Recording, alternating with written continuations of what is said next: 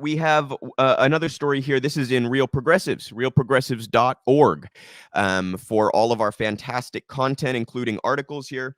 This is by Caitlin Johnstone. For those who don't follow her, she's excellent. She's an Australian journalist. She often covers American stories, though. International law is a meaningless concept when it only applies to U.S. enemies.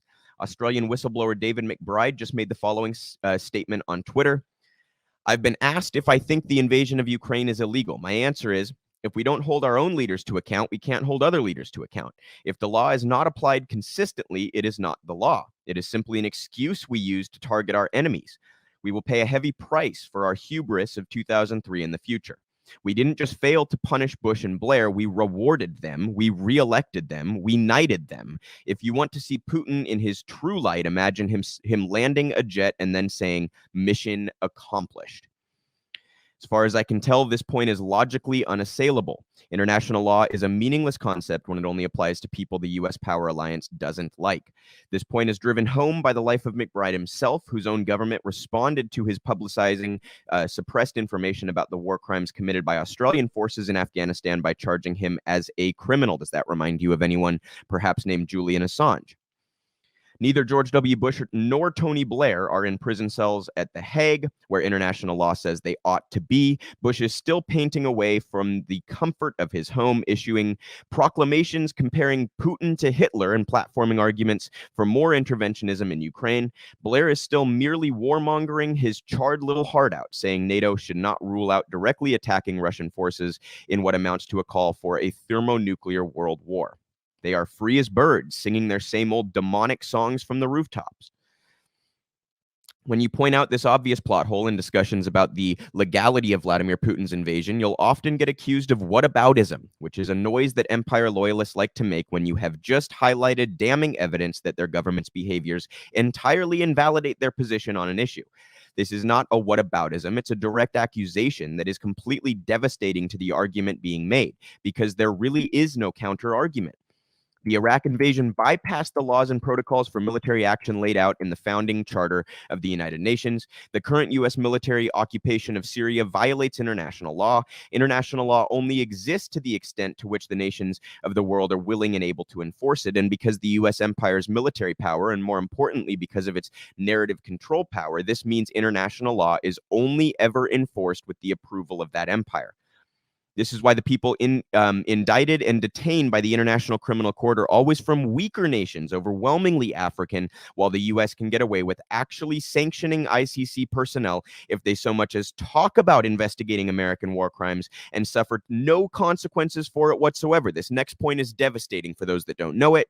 It is also why in 2002, the Bush administration instituted what became known as the Hague Invasion Act, saying military force will be used to liberate any U.S. or U.S. allied military personnel from an ICC attempt to prosecute them for war crimes.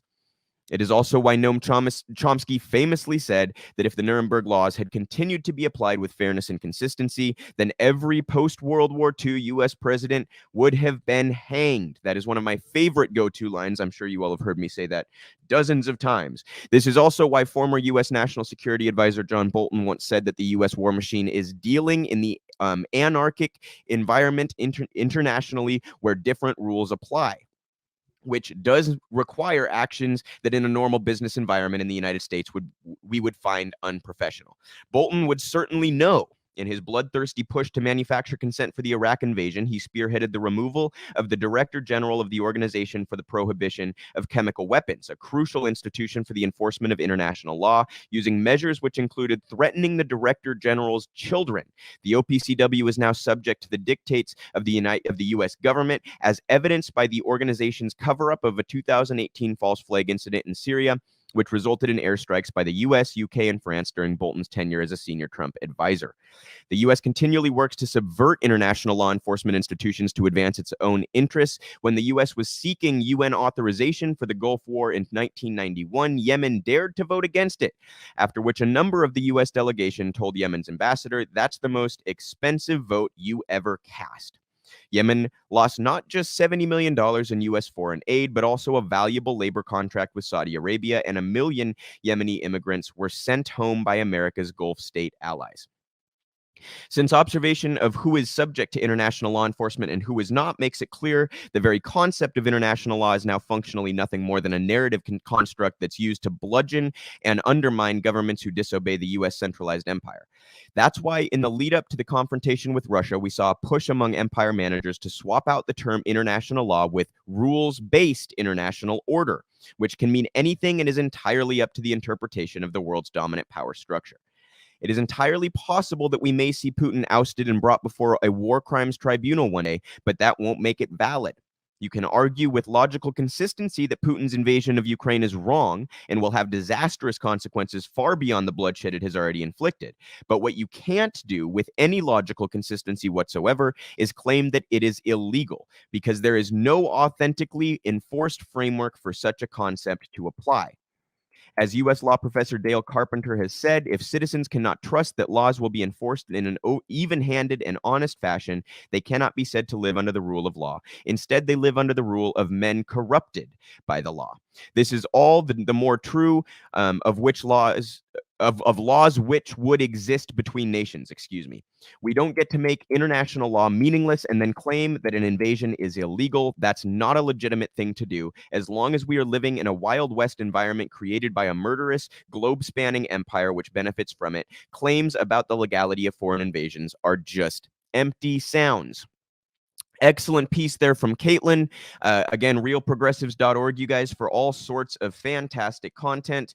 And I also want to just give a quick little plug. We are always looking to add to our writer team. If you or anyone else might be interested in joining Real Progressives as a writer, please also go to realprogressives.org and reach out to us through our website.